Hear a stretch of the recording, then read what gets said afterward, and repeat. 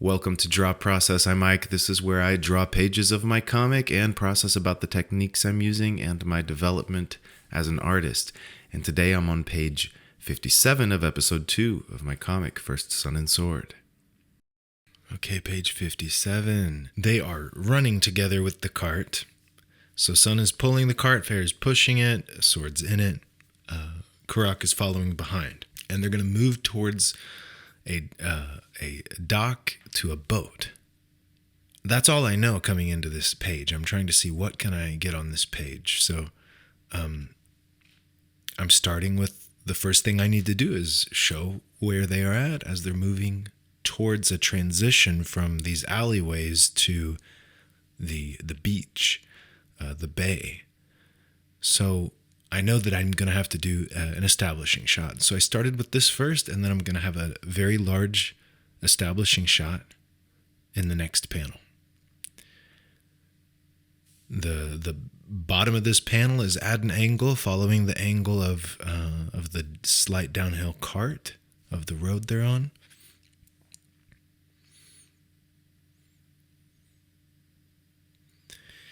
This panel here is very small, and I thought, okay, this would be good. Let me get each of their faces on the page. So I just found my vanishing point, built the perspective grid, threw in my figures, and I want to set them up so that nobody's overlapping too much. I want you to see each head. And so you'll see how I managed to pull that off there. A very simple layout.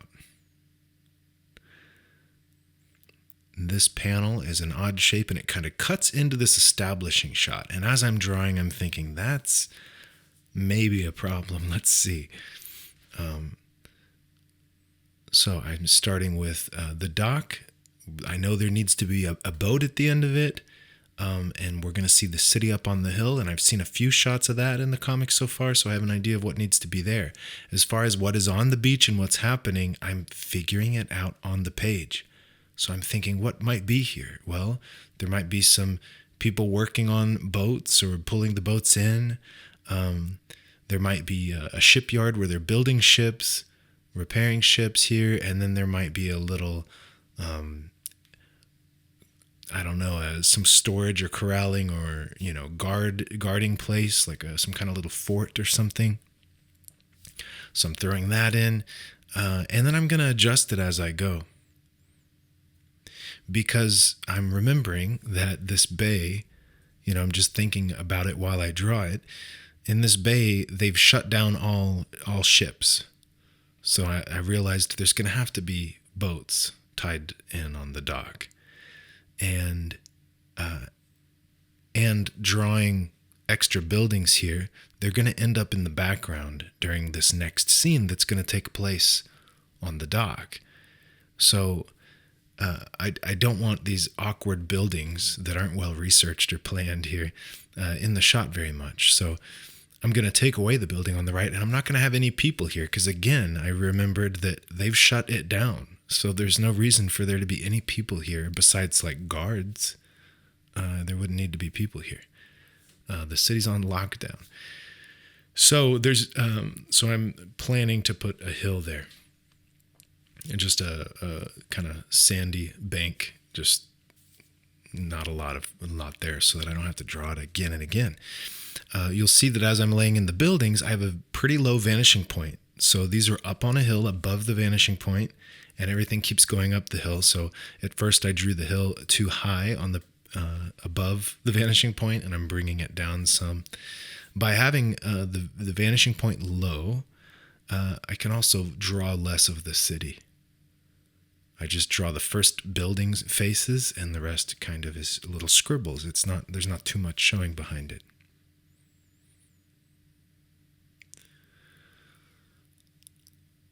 I did look up some boats to get some reference on this particular ship. I don't think I did it at the time of drawing this. I'm just going from imagination, memory here. But at some point in the process of doing these thumbnails, which I did them all back to back. You're seeing this in this video because I wanted to put this page into one video. But I actually did the roughs for page 50 something through the final page 86 or so I did all of those in one go. So at some point in that process, I was drawing that boat, and I realized I need to know about this boat and the next one you're going to see. So that establishing shot, it clearly guides you right down to that boat, which is going to be their clear goal, is to get there. They're going to voice it verbally in the word balloons. And then we're going to see Kurok. This was just what I saw in my mind's eye, lunging at the camera, lunging, large, looming, make him intimidating here. I don't need any background really, so I went with, you'll see when the pencils get more refined, but just kind of some energy lines coming off of him as if maybe dust is getting kicked up to generate that. And I let his hands break through the panel border as if they're bursting off the page, just as a little fun way to make him more intimidating, make it more compelling of an image. You'll see how my roughs allow me to finish some details. It is funny how much construction you have to do, how much architecture. So when I'm making this up, it's like, okay, this slanted roof here off the side of the building, how is this going to be held up? Same with the dock. How is it held up? I can put these support beams and the posts along it, and then boards on top, but there's angles I'm going to have to draw where I'm going to have to put in details. And so that, it's funny how much of that I have to do. Here I was thinking, because this building is on such a hill, that as we go downhill, we're seeing more exposed foundation of the building. So I thought I will do some large stones, not just the bricks that's kind of under the stucco, but larger stones going down the side. But you'll notice that I take some of that away because it's going behind our characters.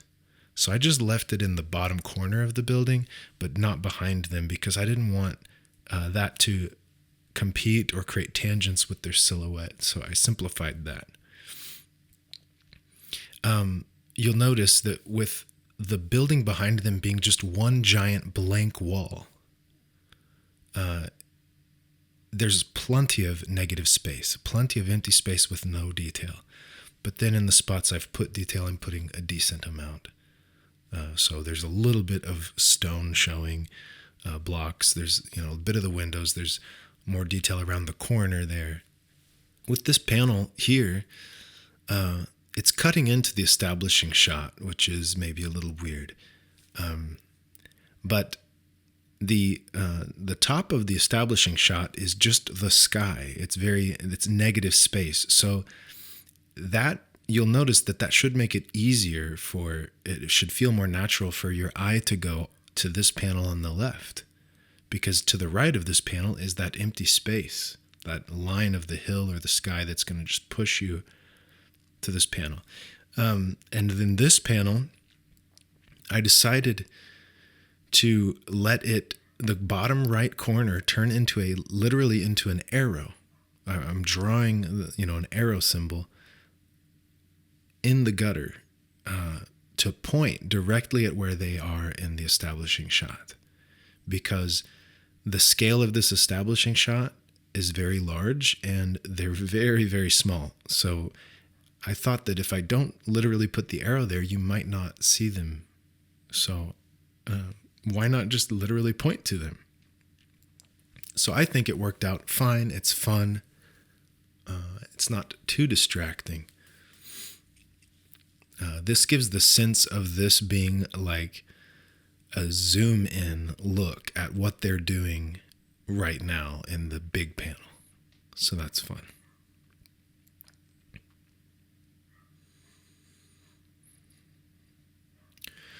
Yeah, like I said, the low vanishing point, the buildings in the front are blocking our view of most of the city that goes on up the hill. And that means most of what we're seeing is way up the hill. It's very far away. It's very small. So I'm literally able to just do parallel lines, hatching lines, little bitty things to indicate buildings, to indicate city. Now, to help me with that, there's been a motif, a thing I've done throughout other pages where there are these cylindrical towers with a rounded roof, and a lot of times they've been attached to a wall or a broken wall, almost like the Great Wall of China, like just a big city wall there. It's been running through the city, as if from a time gone by, and now there's buildings built outside of it and around it. But that is something I'm able to throw in on these hills, on the view of the city, that gives it some structure. Instead of it simply being these lines, there's some extra structure implied. And so I was using that to my advantage. I'm trying to figure out what this little building will look like. I decided to put, again, I'm making it up as I go, and I put, I don't know what you'd call that, like fire lanterns on top of it where they could light a fire, perhaps to make it clear to the boats where they are or something. And who knows what this area is, but it definitely looks like something that can be protected and guarded, so it's probably for troops or for security reasons. And the buildings on the up the hill here are, you can barely see any of it, so I went with a simple repeating pattern there. And I'm going in and putting in the background as they're running past the building. It's just got some barrels against the wall and a few posts.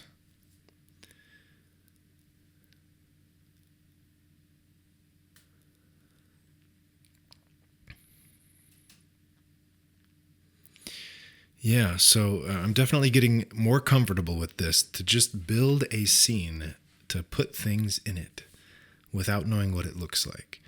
I think years ago I would have looked at reference and tried to find an image of a port or something and try to use that to help me build something that feels believable.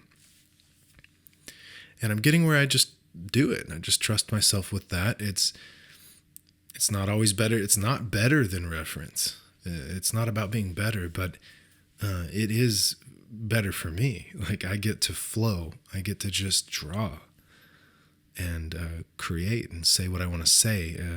Like I've said, it's like writing in language, in written word, where you just want to type out what you imagine to communicate the story and the world, and you could do it from imagination using language as the medium for that, the mediator. And I try to do that with my drawing. I want my drawing to just communicate as the mediator of my imagination. So there's that.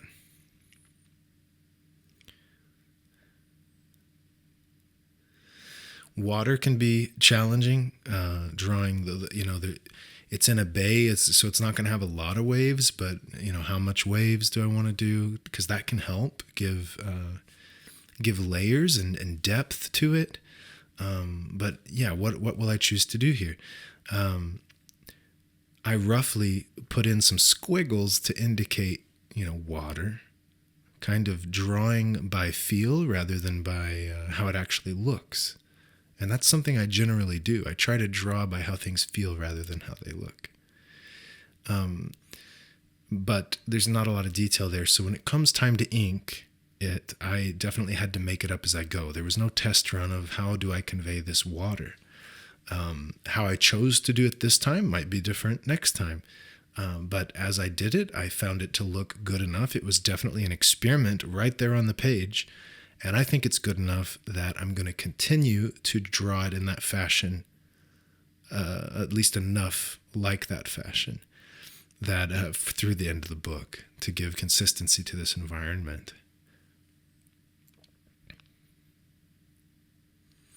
I found it interesting with this page and the next two that I've completed already, because I did several pages this week. I had a bunch of time. It was great. But I'm noticing conveying emotion with a lizard or a dragon with this kind of, or a dog, anything with this long snout, it can be challenging. But I'm figuring some things out with that. And some of that was tips from Brian Atkins. He's a comic illustrator out of St. Louis, and he's done a lot of books. He teaches at Kapow. He did a class with Clever Kaiju for comic visual storytelling. Great guy, great instructor. He's clear-headed about things. He thinks them through, and he figures out like a clear way to explain it. But it's nice. And he presented how to anthropomorphize dragons or other animals by breaking the face up into thirds in a different way than the human face, where you can place emotion in certain spots, and that's helpful. So I was thinking of that, and then I also try to think about the muscle and bone structure of the skull of the lizard here. Like, where would his brow be, where he could emote with show affect with his eyebrow area or forehead? And where would the cheek muscles and the way they come up around the nose and the mouth area, the jaw, how would all these muscles show emotion? And I was thinking in terms of, well, in relation to a human skull, where these muscles are connected, let me think where they would be most likely on this bird-like, lizard-like, longer skull.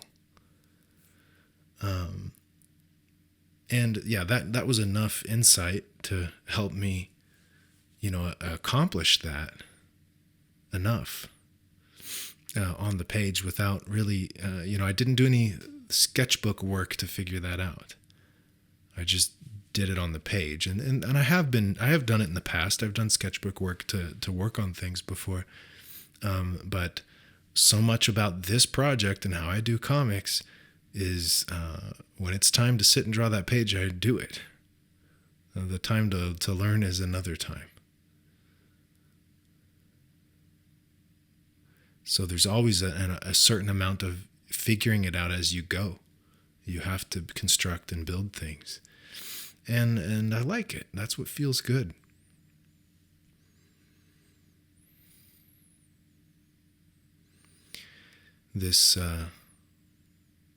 I made sure to position them going down the hill in the center of the panel, but also on that empty wall, leaving the detail to the right. And this detail also represents that transition. You can tell the space is opening up some here. I have had a week off to myself, no kids, and not too many hours of work, of necessary work. So lots of time to do whatever I want, house to myself. And I've just been doing this, a lot of it, not only this, but I've been doing a lot of this and living well. I'm taking care of myself well, exercising and eating and sleeping well. So it's not like I've gone off the deep end here with just too much time alone, but I've been working. And this kind of work, the fun stuff, the stuff I want to do, of course. And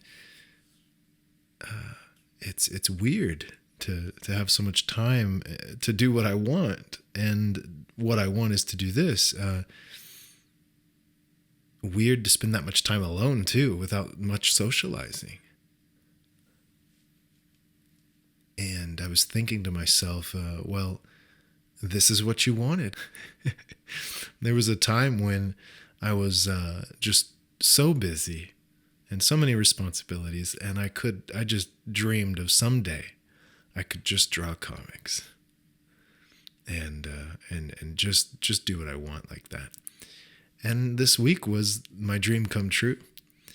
And this might be a little more a part of my life. I might have more time like this. And so maybe the dream's coming true here. And it's interesting to think, if the dream came true and I had all the time to do this, would I? If I was wealthy and could travel and do whatever I want, would I draw comics? Or is this like when I would draw or play guitar in my room as a teenager because I didn't have much of a life? And it's strange how that is, but the overlap there with not having a life, the teenage year issue, and where I'm at now, where maybe I don't have that much of a life, and maybe that could change soon. And if that did, would I keep trying? I think I would, but it's definitely a discipline. It's something you have to submit to. You have to do the work. It is a lifestyle. And what good is it if you only commit to it when you have nothing else to do? So you commit and you commit and you commit. And it makes you a more boring person, perhaps, because you don't know very much and you don't do very much apart from what you do. But that also makes you interesting, at least in the area of your work. It's the same with counseling for me. I'm very focused in on counseling. I know a lot, learn a lot. I'm very disciplined and focused in that. Not so much in other things. And maybe it's getting older too, but I don't care about a lot of things. I try not to indulge myself with learning about, hearing about things that have no effect on me, that aren't about what I'm about, what my work is, what is my purpose in my work. And getting older, when you have less time and less energy, it definitely helps when you get more focused and clear. But again, it was an interesting question to myself. Would I do this if I was free to do anything? And I hope the answer is yes. But at the same time, I don't care that much. I mean, if for some reason I stopped doing this and I did some other artistic practice, that would be okay. But I don't think I will, because why would I? This medium, this practice gives me so much. I mean, why would you switch from one practice to another later in life? Like, it could be fun. It could be enjoyable, sure. But there's a richness and a depth in this practice that I have not tapped the depths of this yet. Let's do it, and there's also something grounding. There's something, the discipline gives you peace and a sense of groundedness, knowing who you are, that you're not swayed by this or that thing. So when you stick to something, you lose some things, but you find yourself, and you don't, you're on solid ground. You're not going to, jump to this or that thing that might, shiny object or whatever it is, because you know who you are and what you're about. And that's definitely my advice to myself for 2025 is, this is the year that I really need to get clear and stay clear about who I am and what I'm doing. And at the same time, it's a transition year. My life is changing here, in my personal life, and I don't want to get into that here on this channel. But I need to stay clear, and I don't want to make a mistake.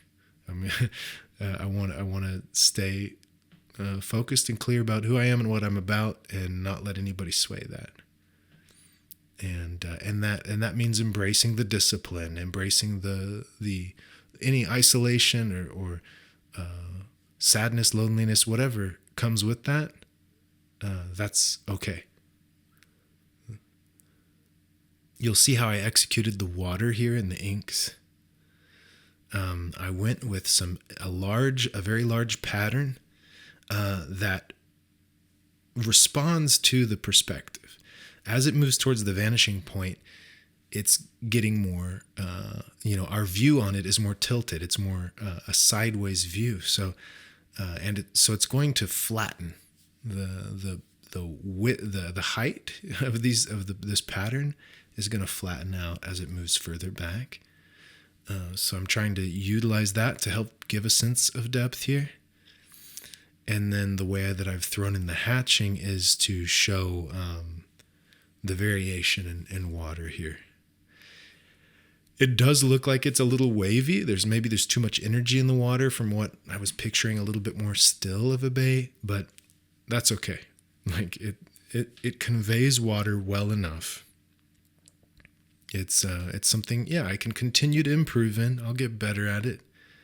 But for now, that is enough to convey it.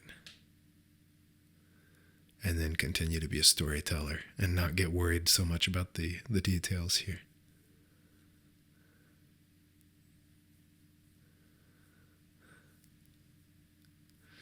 And moving around the panel, because something I've done more recently is using less solid black areas, which I would use the brush pen for typically.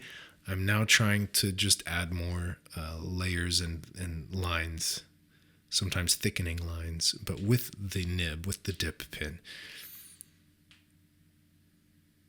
And so I'm moving around the image and finding, where do I need more contrast, more depth, pushing things back, bringing things forward, whatever. And I'll have another chance to do that when I do my colors, because I'll do a shadow layer and a lighting layer.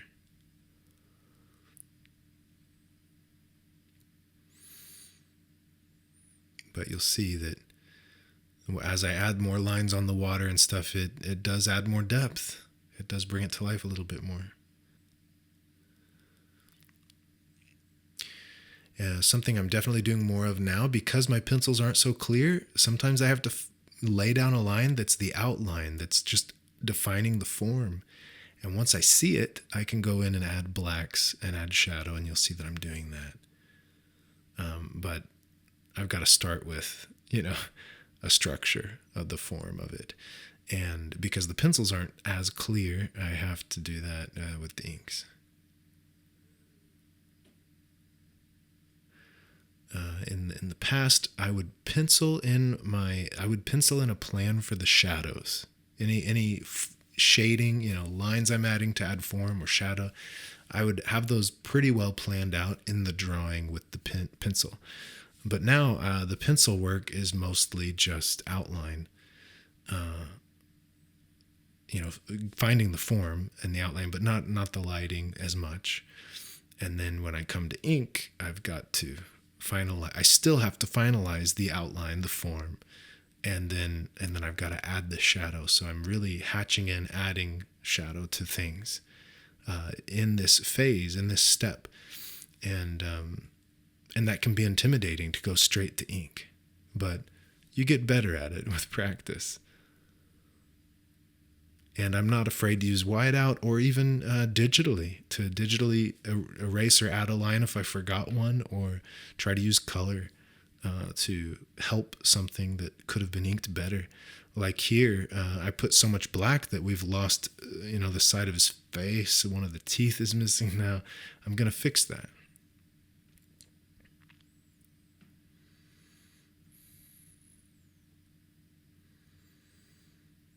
Yeah.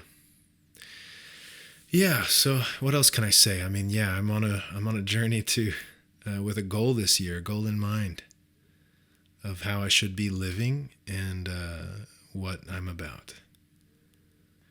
I'm still thinking, what do I want to accomplish in the next 10 years, and where do I want to be in 10 years? That's what I'm working for here.